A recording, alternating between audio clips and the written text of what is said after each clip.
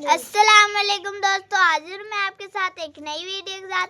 आप मेरे चैनल को लाइक सब्सक्राइब एंड शेयर ज़रूर कीजिए। चले जी जल्दी से हम अपनी वीडियो शुरू करते हैं। आज मैं आपको बताऊंगी शशान की बेटी। हर तरफ मकानों से धुआं उठ रहा था। कई इमारतों से अभी तक आग के शोले बुलंद हो रहे थे। हर तरफ बर्फ की जमी हुई थी। दूर तक पहाड़ों की बुलंद तरीन चोटियों ने सफ़ेद बर्फानी लिबास पहन लिया था। तबाह शिद्दा आबादियों पर आसिफ जिद्दा माहौल का पहरा था। हर लम्हे बारूद के फटने की आवाज़ और जहाज़ों और तोपों की धुन गरज माहौल में इर्ताश पैदा कर रही थी। गजनी का छोटा सा खूबसूरत शहर जो कभी बहुत ही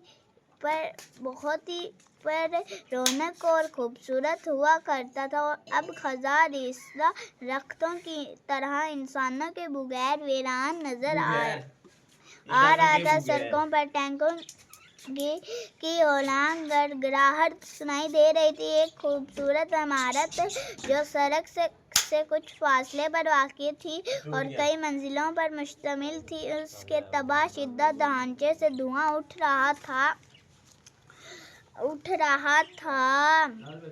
उसकी खिड़कियां और दरवाजे टूट चुके थे और उसके मुमकिन न जाने कहाँ चले गए थे। लेकिन एक टूटे हुए स्टोर के दरवाजे की ओट में एक कमसम मासूम बच्ची बैठी हुई थी। इसकी उम्र 7-8 साल के लगभग थी। उसकी आंखें खौफ से फैली हुई थी। उसे रूसी फौजियों की लाशें देखकर और भी हौल आ रहा था, लेकिन उससे तकलीफ दो बात यह थी कि उस तबाह शिद्दा घर में उसकी माँ और 2 बहनें की लाशें पड़ी थी, जिनको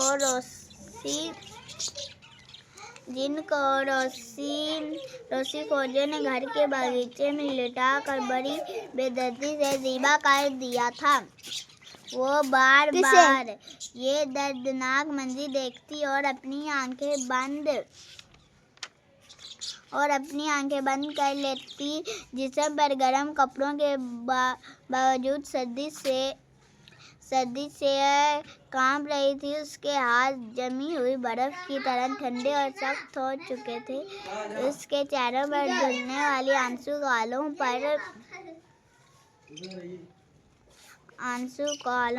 पर बर्फ की तरह जम से गए थे।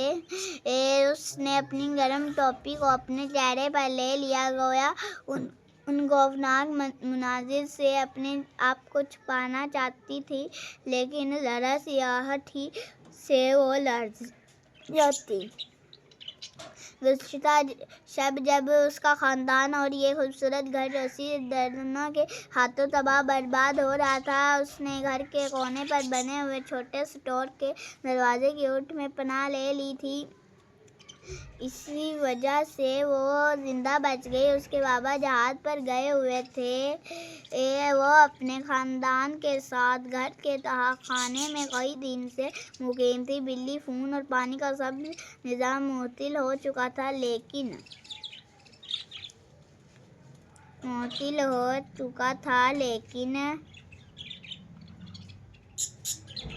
लेकिन फिर भी उनके पास खुराक का ज़ख़ीरा मौजूद था, जो सुख कर गुज़रती हुई ज़िंदगी के इन हौलनाक लम्हों को जीने का हौसला और ताकत दिए हुए था।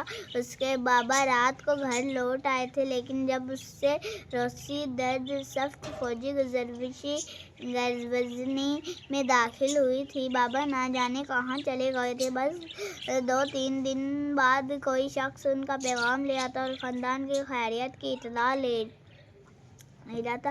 फातिमा के ख़ानदान की तरह कई दूसरे ख़ानदान अपनी इमारतों के नीचे बने हुए तहखानों में रहाइश पजीर थे। कई लोगों के पास तो खुराक का ज़ख़ीरा कम हो चुका था, लेकिन अक्सर रातों को ये लोग अंधेरों से फ़ायदा उठाकर उठाकर एक दूसरे की मदद करते रहते थे।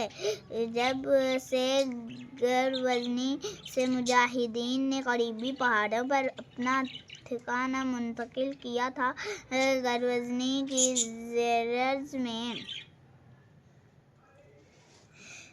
ज़ेरज़ में बसने वाली ये दुनिया बेअसरा हो गई थी।